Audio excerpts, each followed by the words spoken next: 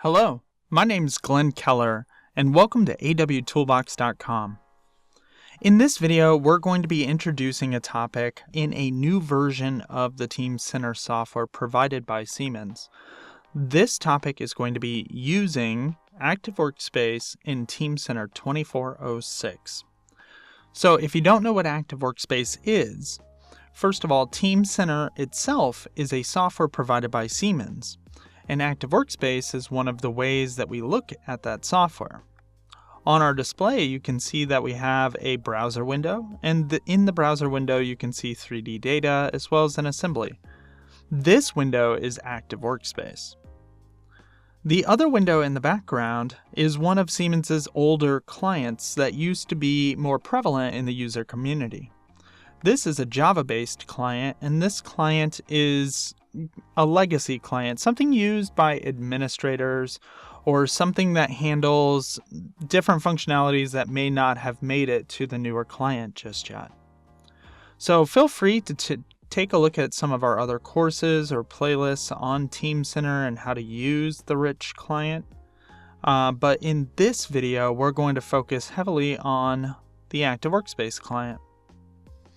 So if you're a user sitting at a company that manufactures something or uses Teamcenter for some form or fashion, you're probably going to have to log into Teamcenter to do any assortment of different things. So taking a look at parts, looking at partners, looking at vendors, looking at EBOMs, MBOMs, visualizing data like you can see here. Taking measurements on that data, approving workflows, or approving changes in the manufacturing process. All of these are relevant methods or use cases in having to log into the Active Workspace window. In this playlist or in this course, we are going to go through and take a look at what Active Workspace is. We're going to look at the interface and how to use it. We're going to talk about standard use cases. So this is a tool that is enterprise-wide and used by your entire organization and other organizations that pass data back and forth.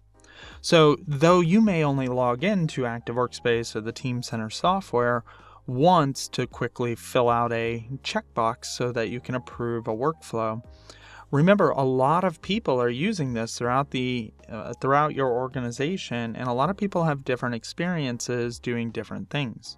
So make sure that you take any relevant training at your local environment before you really dive in and start doing your processes.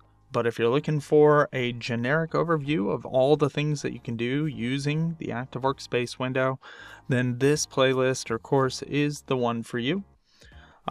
We will be talking about nuances that are new in 2406, though we do have a What's New in 2406 segment that you can check out either on our YouTube channel or on awtoolbox.com itself.